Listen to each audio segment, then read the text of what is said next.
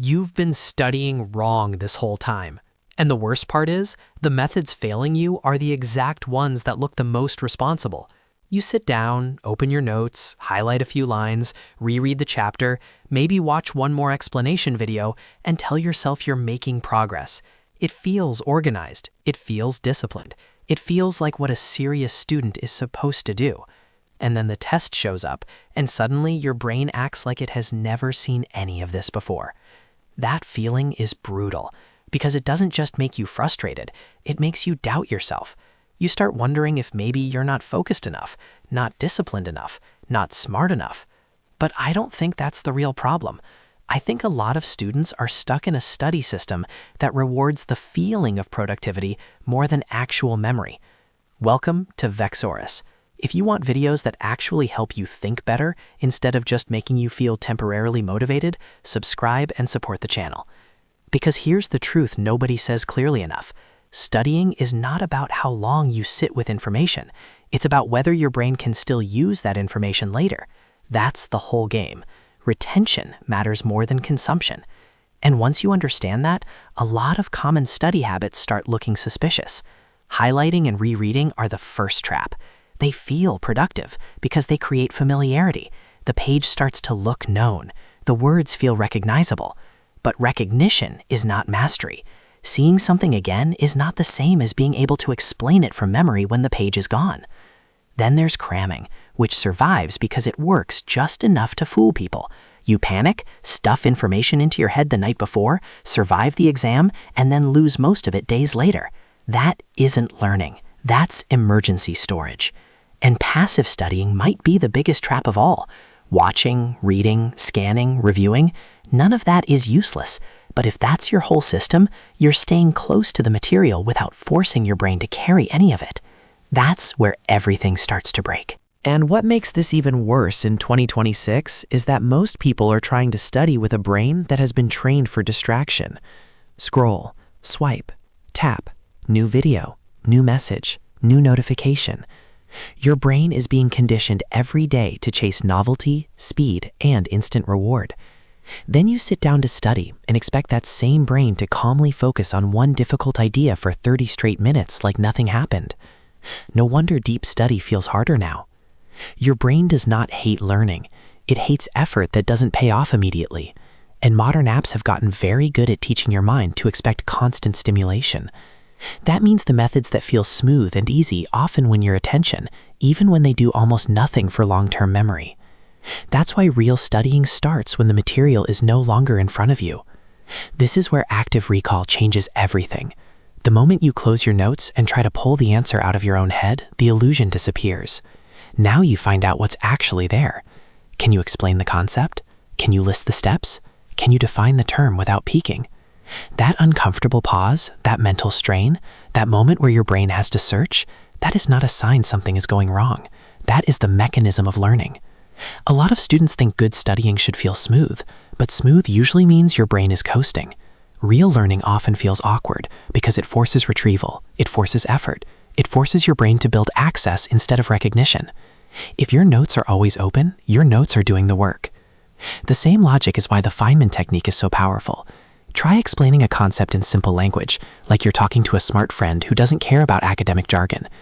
The moment your explanation becomes vague, messy, or full of words you can't define, you've found the weak point. That's not failure, that's feedback. And that shift matters. Confusion is not proof that you're bad at learning. Confusion is proof that you've finally found the exact place where your understanding breaks. That's useful, because now you know what to fix. Self-testing works for the same reason. Most people think tests only measure learning. Good tests create learning. Practice questions, past papers, flashcards, mini quizzes, anything that forces you to retrieve and apply information under pressure. That's what builds usable knowledge. It trains your brain to do the thing you'll actually need later, bring the right information back when it counts. That's very different from rereading until something feels familiar. Then there's spaced repetition, which is really just a smarter relationship with forgetting. Your brain is supposed to forget. That's normal.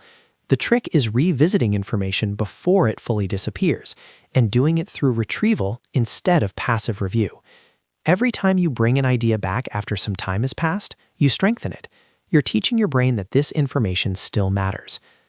Now, this is the part where 2026 really changes the game: AI. AI can be one of the best study tools you've ever had, or one of the fastest ways to become mentally lazy. It depends entirely on how you use it. If you use AI as an answer machine, it will give you speed, convenience, and the dangerous illusion that progress happened. But if you use AI as a study partner, it becomes powerful. Ask it to quiz you. Ask it to turn your notes into harder questions. Ask it to challenge your explanation. Ask it to point out what you missed. Ask it to act like an examiner instead of a rescuer. That is the difference between using AI to avoid thinking and using AI to sharpen thinking. In 2026, studying well is no longer just about memory techniques. It's about attention management, retrieval practice, and responsible AI use. That's the modern version of learning. Not doing everything alone, and not outsourcing your brain either. Because if AI does the effort your brain needed in order to grow, then you may finish faster, but you don't actually get stronger. And that's the trap a lot of people are walking into without realizing it. So what do you actually do with all of this? First, stop asking, how long did I study? Start asking, what can I recall without help? That one question will instantly make your study sessions more honest. Second, make the right methods easier to start. Use the 2-minute rule if resistance is high. Tell yourself you only need to begin for 2 minutes. Starting is usually the hardest part. Once your brain gets moving, continuing becomes easier. Third, use habit stacking. Attach studying to something you already do every day. Review flashcards after lunch. Do one active recall session after class. Make studying part of a routine instead of waiting for motivation to magically appear. Fourth, protect your attention like it actually matters, because it does. Put your phone away. Turn off notifications. Make distraction inconvenient. You cannot build deep focus in an environment designed to break it every few minutes. And finally, use AI the right way. Let it test you, challenge you, simplify difficult ideas after you try first, and create practice questions. But don't let it replace the effort that creates memory. Because the real lesson here is bigger than studying. A lot of people confuse activity with progress. They confuse comfort with growth. They confuse being surrounded by information with actually changing.